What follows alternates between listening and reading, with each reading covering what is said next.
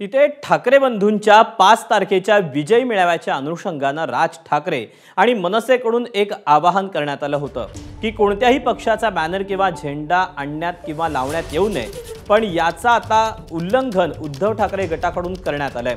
वरळी डोमच्याच बाहेर उद्धव ठाकरे गटाकडून बॅनर लावण्यात आलाय। त्यामुळे प्रश्न असा उपस्थित होतोय की उद्धव ठाकरे गट श्रेय घेऊ पाहत आहे का आणि यावर आता मनसेची भूमिका नेमकी काय असेल।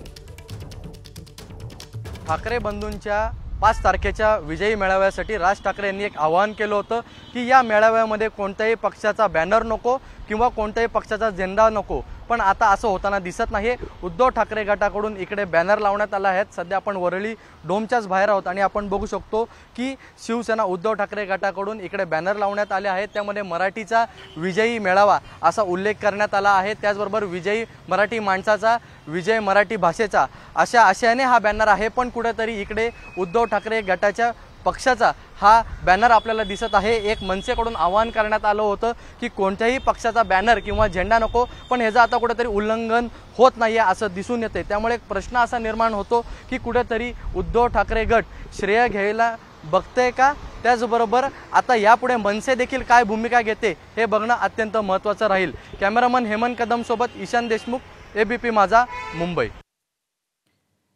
दरम्यान ठाणे पालघर मनसे जिल्हाध्यक्ष अविनाश जाधव यांनी या बॅनरबाजीवर काय प्रतिक्रिया दिली ती पाहूया।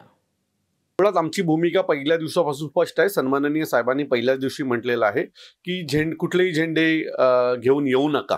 सो आम्ही आमच्या भूमिकेवर ठाम आहे। सन्माननीय राजसाहेबांनी जो दिलेला आदेश आहे त्याचं आम्ही पालन करणार आहोत। आणि मला वाटतं ज्यांनी कोणी हे बॅनर किंवा झेंडे लावलेले आहेत त्यांचा पक्ष देखील त्यांना जी काही समज आहे योग्य ती समज देईल।